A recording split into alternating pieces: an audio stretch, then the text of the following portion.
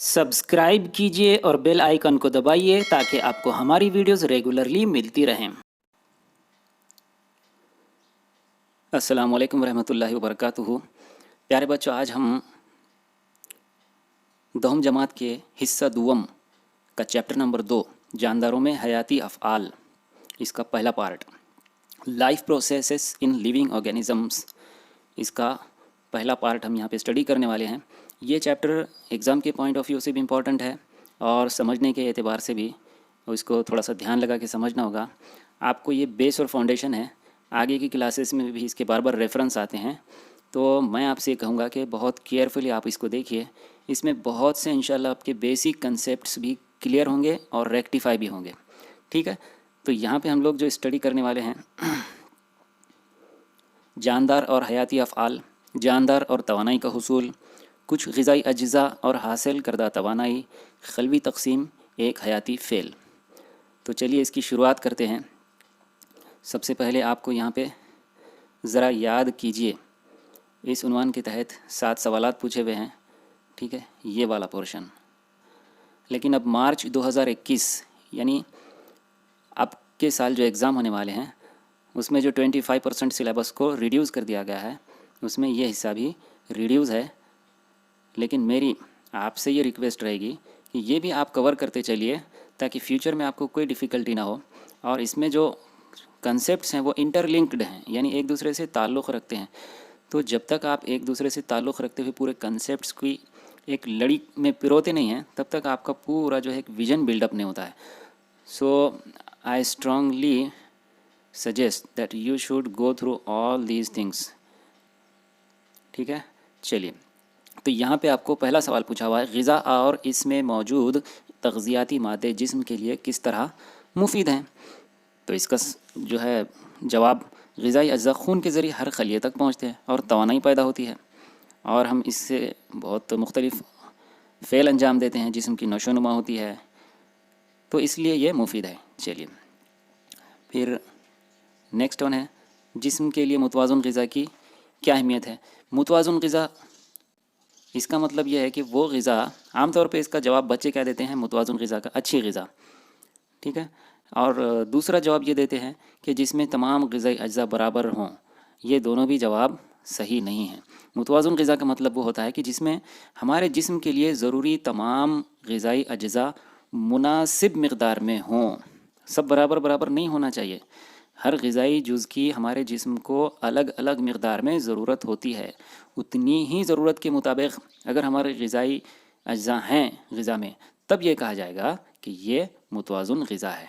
ठीक है, next one है तीसरा, अज़लात जिस्म के लिए कौन कौन से काम अंजाम देते हैं। ठीक है, जैसे हमारे इरादे से जिस्म को या आज़ा को हरकत देना, ये तमाम काम अज़लात अंजाम देते हैं। हम 9th में पढ़ चुके हैं कि अज़लात की भी 2 किस्में हैं, इरादी अज़लात और गैर इरादी अज़लात। ठीक है, चलिए नेक्स्ट वन है, ये निज़ाम इन्हिज़ाम में इन्हिज़ामी रुतूबतों की क्या अहमियत है। तो ये बतौर तमासी अमल एज ए कैटलिस्ट अपना फ़ेल अंजाम देते हैं, ये कीमी अमल की रफ़्तार को बढ़ा देते हैं। ये निज़ामी रुतूबतें क्या करती हैं, ये फ़ेल को बूस्ट अप करती हैं, इसको स्पीड अप करती हैं, इसकी रफ़्तार को बढ़ाती हैं। ठीक है, and they don't actively participate in that process but still they speed up the process. That means कि ये इसमें हिस्सा नहीं लेते हैं कीमिया अमल में, ठीक है, लेकिन उसकी रफ़्तार को बढ़ाते हैं।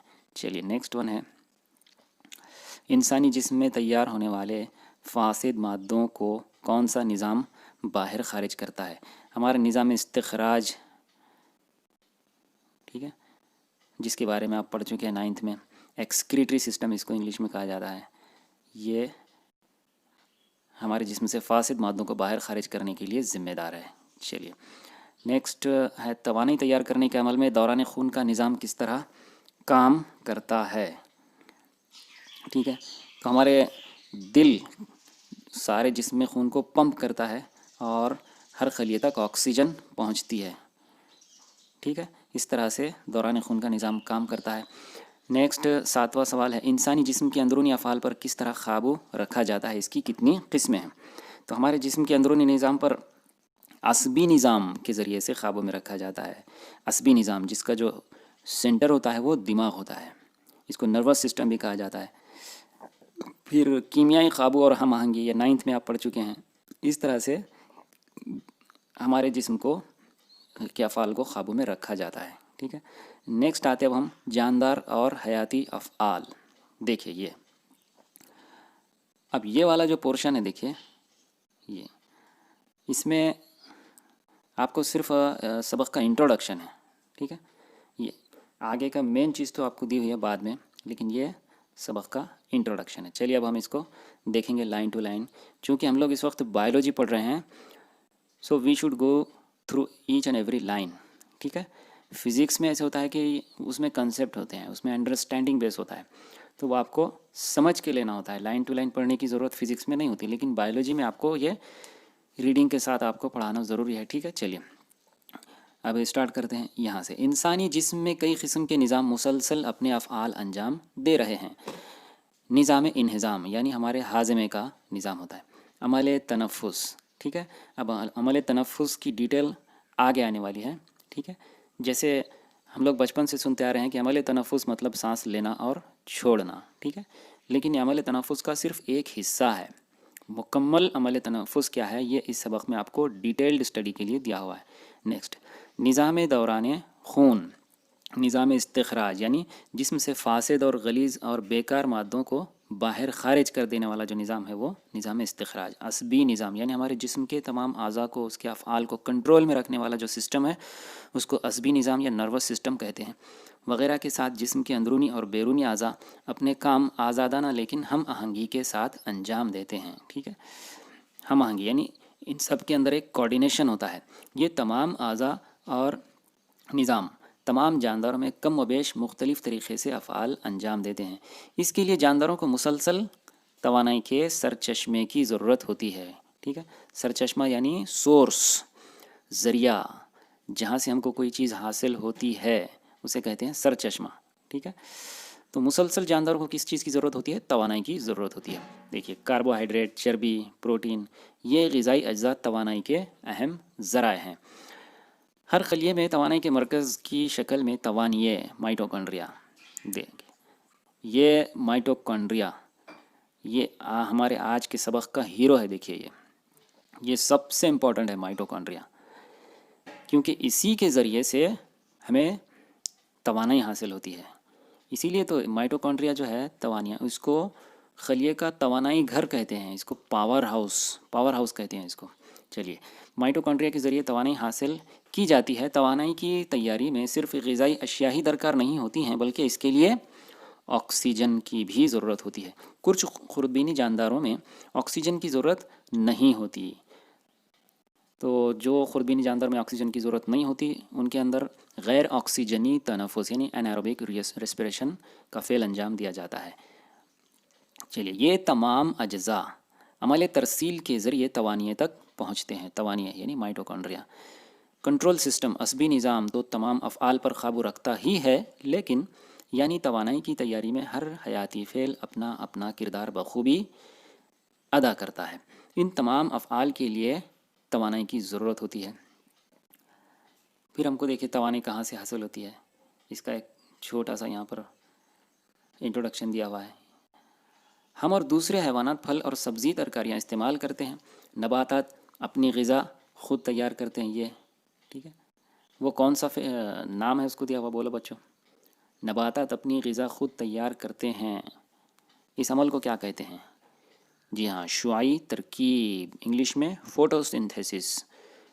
तो ये शुआई तरकीब का अमल है कि जिसके ज़रिए से नबातात अपनी ग़िज़ा ख़ुद से तैयार करते हैं।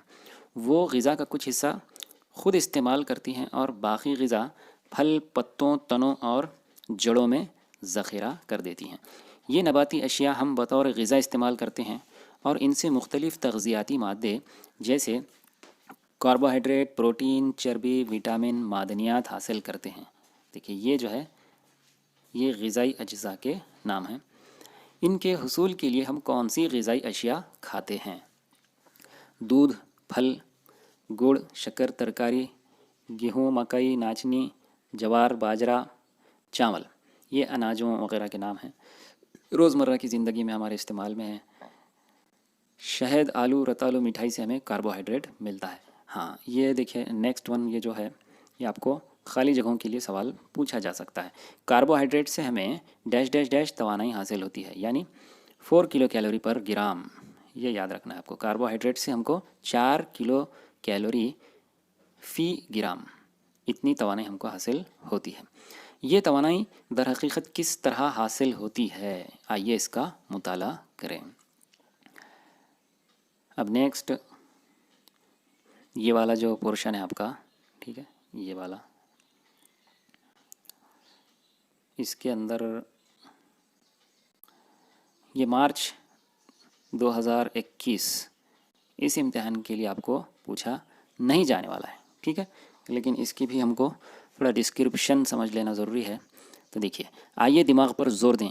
कई खेलों में खिलाड़ी खेल के दौरान वक्फा लेकर कुछ ग़िज़ाई अशिया का इस्तेमाल करते हैं। खिलाड़ी ऐसी ग़िज़ाई अशिया क्यों इस्तेमाल करते हैं, ठीक है। तो देखिए, जब खेल के दौरान बहुत ज़्यादा तवानाई खर्च हो जाती है तो खिलाड़ी थकावट महसूस करते हैं, तो उनको इंस्टेंट एनर्जी यानी बहुत फौरी तवानाई की ज़रूरत होती है। इसलिए वो कुछ वक्फे के दौरान ग़िज़ाई अशिया का इस्तेमाल करते हैं ताकि उनकी तवानाई को बरकरार रखा जा सके।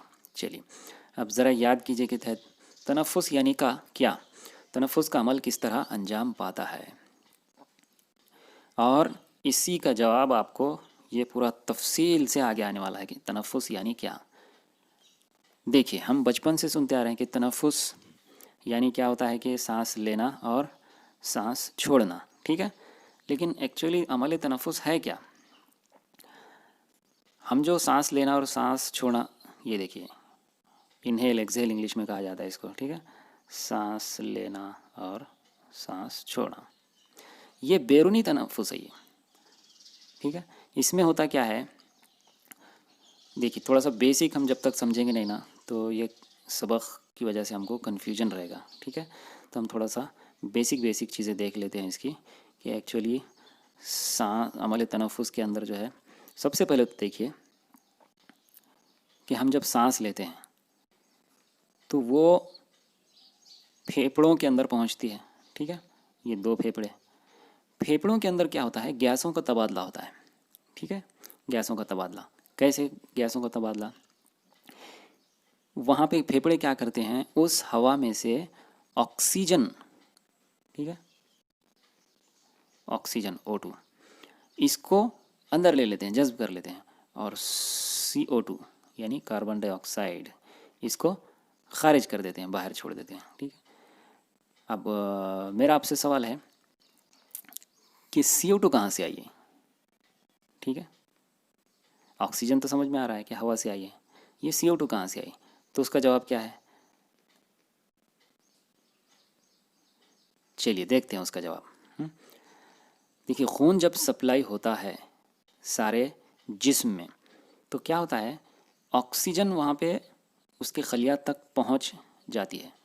खून के अंदर क्या होता है, वो जो हीमोग्लोबिन होता है, हीमोग्लोबिन मतलब क्या है, एक सैक, थैला रहता ना, थैला ही समझिए उसको, एक थैला रहता है हीमोग्लोबिन, और खून के अंदर है ना HB, हम बोलते हैं ना लाल रंग के खून की ज़रूरत, उसके अंदर HB होता है, लोहे से बनता है, देखिए वो, ठीक है। तो वो क्या होता है, देखो वो पूरा ऑक्सीजन से भरा हुआ होता है, देखिए इस शक्ल के होते हैं वो, ये पूरा मतलब ऑटो रिक्शे का ट्यूब होता है ना उस शक्ल के, ये पूरे ऑक्सीजन से भरे हुए रहते हैं।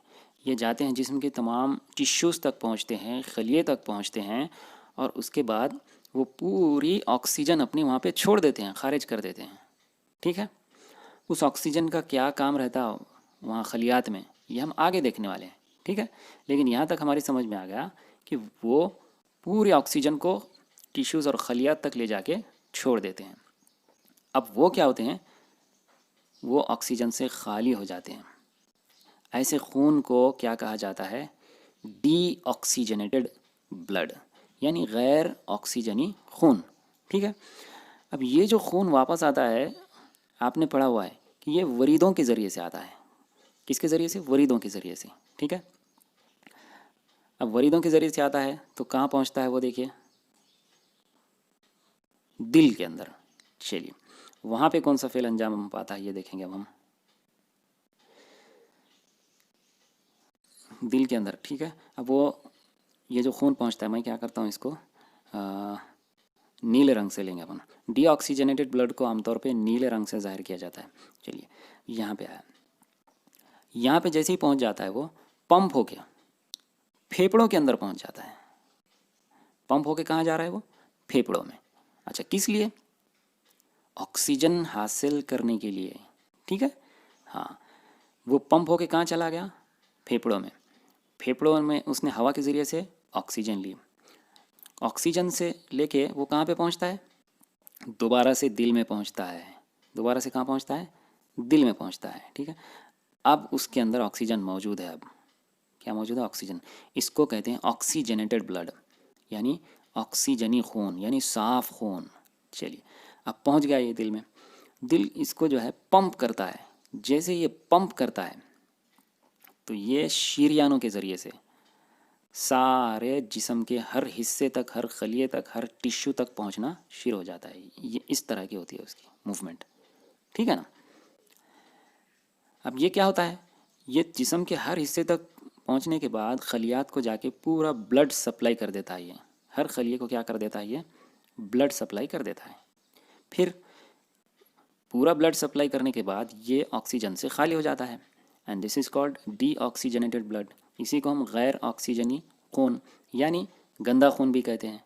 चलिए, अब वो गंदा खून क्या होता है? वो गंदा खून ये वरीदों के ज़रिए से दोबारा वापस आता है दिल की तरफ। कहाँ आता है? दिल की तरफ। दिल उसको पंप करके कहाँ भेजता है? फेफड़ों में। फेफड़ों से ऑक्सीजन लेता है। फेफड़ों से क्या लेता है? ऑक्सीजन लेता है। ऑक्सीजन लेके ये साफ खून बन जाता है। फिर कहाँ जाता है? दिल में, ठीक है। दिल इसको पंप करता है। पंप करते ही ये शरीयानों के ज़रिए से कहाँ चला जाता है? दोबारा से जिस्म के हर हिस्से में, ठीक है। हर हिस्से में ब्लड सप्लाई करता है। दोबारा से गैर ऑक्सीजनी बन जाता है, ठीक है। गैर ऑक्सीजनी बनने के बाद वरीदों के ज़रिए से दोबारा से वापस दिल में आता है, ठीक है। दिल पंप करता है, फेफड़ों में आता है। फेफड़ों से ऑक्सीजन लेता है, दिल में जाता है, ठीक है।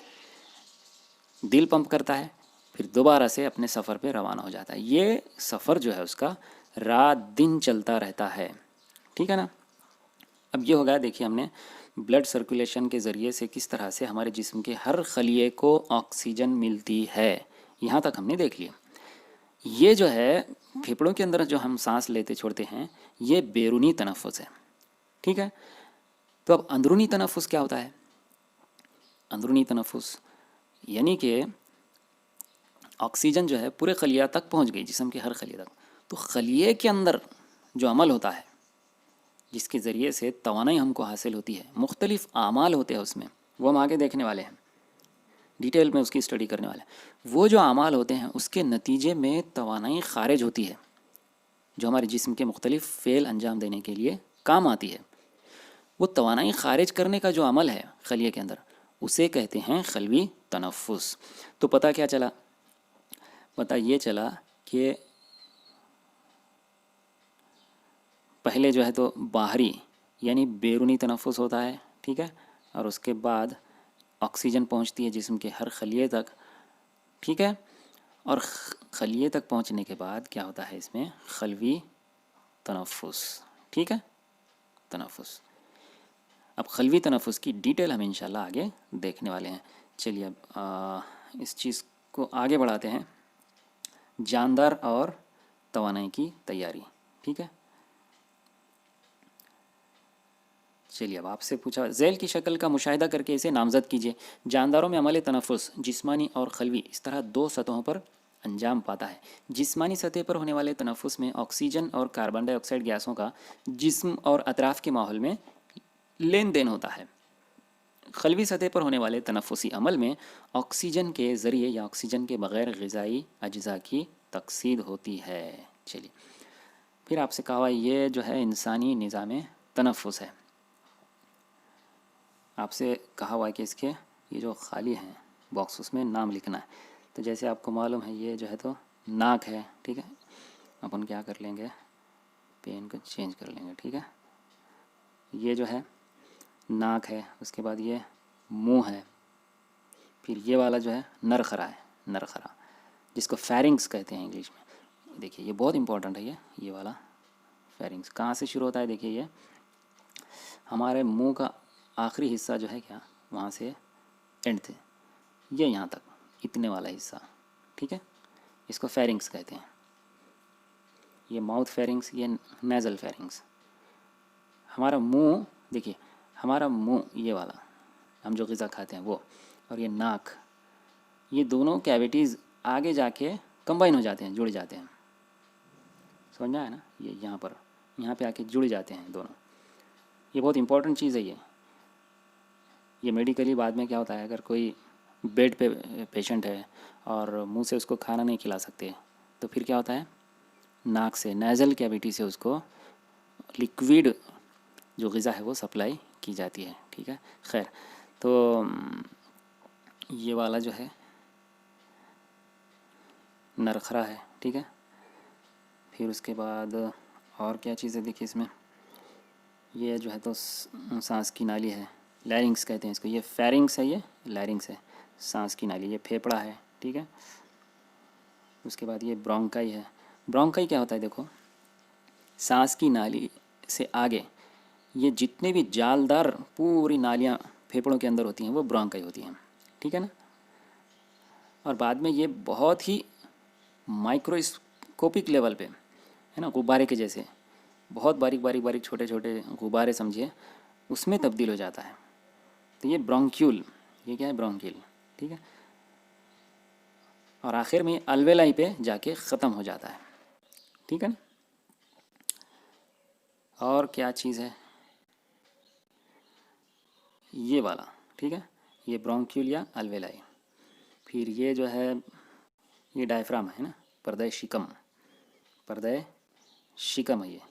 इसी की वजह से ये जो पुशअप करता है ना, उसकी वजह से हम लोगों का सांस लेने और छोड़ने, इनहेल और एक्सहेल, ये अमल अंजाम पाता है, ये इसको पुशअप करता है और फिर बाद में नीचे आता है। ये डायफ्राम की वजह से ये प्रोसेस होता है। चलिए, तो ये इंसानी निज़ाम तनफ़ुस की यहाँ पर शक्ल है। फिर आपसे कुछ सवालात पूछे हुए हैं जो मार्च 2021 के एग्ज़ाम में आपको नहीं आने वाले हैं, ठीक है, लेकिन फिर भी उसके जवाबात आप समझ लीजिए। चलिए, ग्लूकोज के एक सालेमे में CH और O यानी कार्बन, हाइड्रोजन और ऑक्सीजन के बिलतरतीब कितने जौहर होते हैं, ठीक है।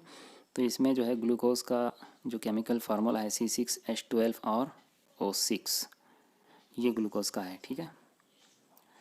चलिए अब नेक्स्ट वन आगे बढ़ते हैं हम। ये तमाम जवाहर एक दूसरे से किस कीमियाई बंदिश से जुड़े हुए होते हैं? जैसे हमको मालूम दो किस्म की कीमियाई बंदिश है, ठीक है। पहली है आयनी बंदिश, यानी जवाहरों का, ये इलेक्ट्रॉन का क्या होता है, लेन देन होता है, इलेक्ट्रॉन का लेन देन, ये आयनी बंदिश।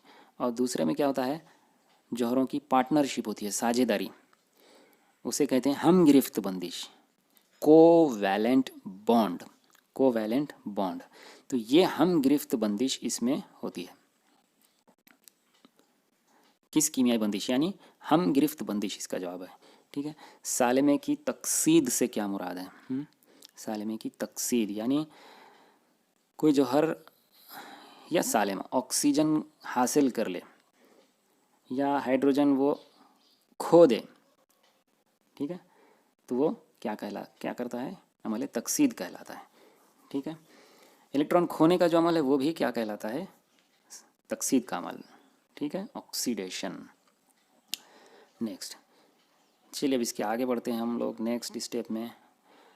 हाँ देखिए, हम जिन ग़िज़ाई अशिया का इस्तेमाल करते हैं इनमें खुसूसन कार्बोहाइड्रेट का इस्तेमाल रोज़ाना दरकार तवानाई के हसूल के लिए किया जाता है। ये तवानाई ATP की शक्ल में हासिल होती है, ये ATP, आगे डिटेल आने वाली है इसकी। इसके लिए खलिए में ग्लूकोज नामी कार्बोहाइड्रेट की मरहलावार तकसीद होती है। देखिए ग्लूकोज, ये कार्बोहाइड्रेट की एक किस्म है। ग्लूकोज, ग्लूकोज की क्या होती है, मरहलावार तकसीद होती है, ऑक्सीडेशन होता है उसका, ठीक है। तकसीद यानी ऑक्सीजन का शामिल हो जाना, ऑक्सीजन से कीमियाई मिलाप करना, ठीक है, उसको कहते हैं तकसीद। तो ग्लूकोज और ऑक्सीजन यहाँ पे क्या करेंगे, कंबाइन होंगे।